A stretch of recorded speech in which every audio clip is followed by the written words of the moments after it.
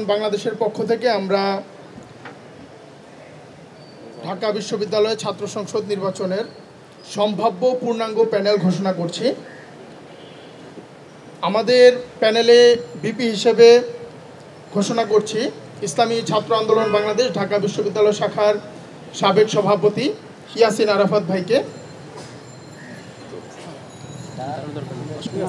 GS হিসেবে ঘোষণা করছি ইসলামী ছাত্র আন্দোলন বাংলাদেশ ঢাকা বিশ্ববিদ্যালয় শাখার সাবেক সাধারণ সম্পাদক ইসলামী ছাত্র আন্দোলনের কেন্দ্রীয় assistant secretary general Khairul Ahsan মারজানকে। অ্যাসিস্ট্যান্ট এজিএস হিসেবে ঘোষণা করছি ইসলামী ছাত্র আন্দোলন বাংলাদেশ ঢাকা বিশ্ববিদ্যালয় শাখার সাধারণ সম্পাদক সাইদ মোহাম্মদ আলাউদ্দিনকে।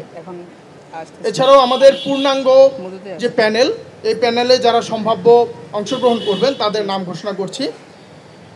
আবু বকর শিক্ষা ও গবেষণা, মোহাম্মদ আলী ইসলামিক স্টাডিজ বিভাগ, আব্দুর রহমান মাহফুজ ইসলামিক স্টাডিজ বিভাগ, Plabon Ahmed triple E, Juraira Akter molecular science, Ilias Talukdar IEB, Moinul Islam ইসলামের ইতিহাস, ইয়াসিন আরাফাত সমাজবিজ্ঞান, ইমরান হোসেন ব্যাংকিং, ইসমাইল হোসেন ইসলামের ইতিহাস, সাব্বির আহমদ ইতিহাস, মানসুরুল হক শান্ত ফিন্যান্স, মোসাম্মদ হাবিবা ভাষাবিজ্ঞান, শাহরিয়ার জাবির আইন, ওমর ফারুক ইসলামিক স্টাডিজ, আফজাল হোসেন সিয়াম আরবি, নুরুল জান্নাত মান্না আরবি, Ikramul Kabir Islamic studies, Mohammad Riyad OSL, Arian Mahmud Rasel Islamic studies, Rezaul Karim আরবি, Irfan Mohammad journalism, Zakia moon printing and publication,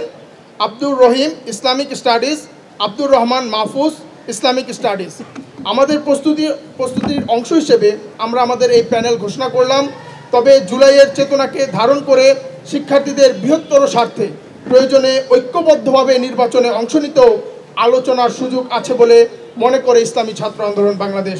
আজকের এই সংবাদ সম্মেলনে উপস্থিত থাকার জন্য সবাইকে আন্তরিক ধন্যবাদ ও কৃতজ্ঞতা জানাচ্ছি। আসসালামু আলাইকুম।